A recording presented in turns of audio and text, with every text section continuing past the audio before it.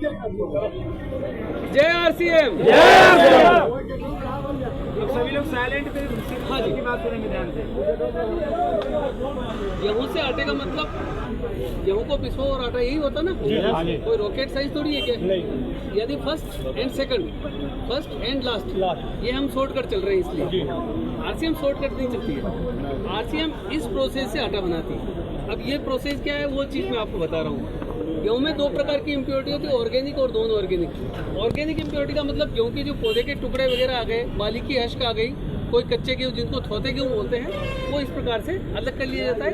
इस प्रोसेस में कोई गेहूं टूट जाता है तो उसको भी अलग कर लेते हैं। अब आती है नॉन ऑर्गेनिक, जिसमें कंकर, पत्थर, मिट्टी ये इस प्रकार की आती है, उनको अलग कर लिया जाता है। लेकिन इस प्रोसेस में एक मडबोल होती है, मडबोल मिट्टी की डली, जो गेहूं के पौधे के साथ में खेत से आ जाती है, जड़ों में में आ जाती है। हाँ, जड़ों में आ जाती है। वो इससे नहीं निकलती है। उसका कारण क्या होता है? उस मडबोल की जो डेंसिटी होती है वो गेहूं के बराबर होती है, तो मशीनें उसको एक्सेप्ट कर लेती है गेहूं समझ के, उसको बाहर नहीं करती। उसको निकालने के लिए गेहूं के स्ट्रक्चर को चेंज करना पड़ता है। गेहूं के स्ट्रक्चर का चेंज करना पड़ता है, यानी उसको मडबोल, इसको गेहूं को रबिंग करते हैं। रबिंग करने के बाद में इस प्रकार की डस्ट को निकाल लेते हैं। गेहूं आपका साफ सुथरा तैयार हो गया, परंतु गेहूं के बीच में एक डीप लाइन होती है। उस डीप लाइन में जो ये मडबोल की जो डस्ट होती है वो आके अटक जाती है। इसको निकालने के लिए गेहूं को एक नीडल मशीन में रोटेट करते हैं, और नीडल मशीन में रोटेट करने के बाद नीडल क्या करेगी? इसको यहाँ से स्क्रैच करके इस प्रकार का ये निकाल देगी। गेहूं आपका बिल्कुल साफ सुथरा तैयार है। परंतु गेहूं आपका स्टोर कहाँ पे था? मंडियों में था, किसान के घर पे, व्यापारी के घर पे, बड़े बड़े गोडाउन में, वहीं पे तो था ना। तो वहाँ किसी ने चूहों की चौकीदारी की क्या? नहीं। तो चूहे ने अपनी गंदगी कहाँ फैलाई? उसी गेहूं में। कोई भी पक्षी आया, यहाँ से दाना उठाया, इसी पे बीट कर गया, गंदगी कहाँ? गेहूं। कोई भी पल्लेदार आएगा, जूते बन के जाएगा, जूते खोल के जाएगा, जूते बंद, गली मोहल्ले की गंदगी जूतों में, और जूते की गंदगी गेहूं में। यानी गेहूं आपका दूषित हो चुका है।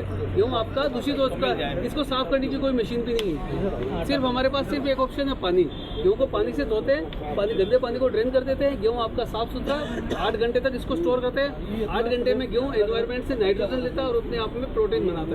कोई भी सीड हो, जब एक बार सीड में पानी लगेगा तो सीड क्या करेगा? जर्मिनेशन करेगा। डॉक्टर कहते हैं ना कि आप अंकुरित मूंग खाइए, अंकुरित चने खाइए।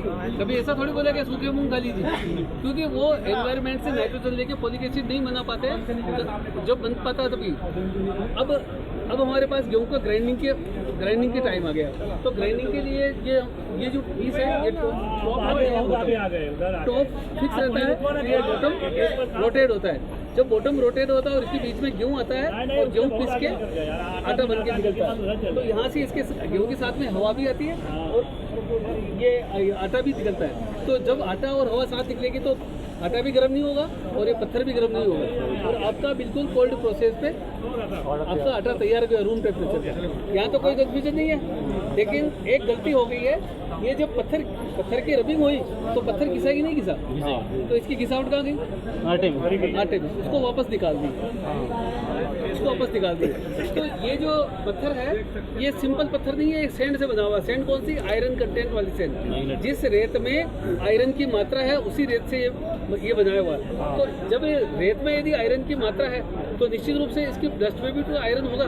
तो यहाँ से जो निकलने वाले आटे को हम मैग्नेटिक फील्ड से भेजते हैं। मैग्नेटिक फील्ड का मतलब होता है बड़ा पाइप होता है।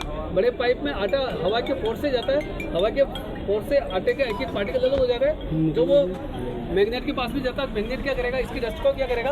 अपने पास रोक लेगा। वो कैसे रोकता है ये मैं बता दूं। ये मेरे पास छोटा सा मैग्नेट है, ये मैंने इसको कपड़े के कवर में कर लिया, ठीक है। ये मैग्नेटिक फील्ड बन गया। यहाँ से आटा घूमता हुआ जा रहा है, इसके पास से जाएगा तो इसकी डस्ट होगी, तो मैग्नेट क्या करेगा? इसको यहीं पे रोक लेगा। तो ये प्रोडक्शन हुआ था, दोनों साथ में थे। तो मैं इसको मैग्नेट को इसमें घुमा रहा हूँ, कुछ भी नहीं है, ये इसमें घुमा रहा हूँ।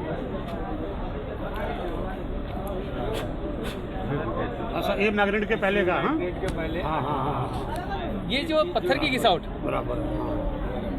ठीक है सर। और कोई कंफ्यूजन हो पूछ सकते हैं आप। Thank you.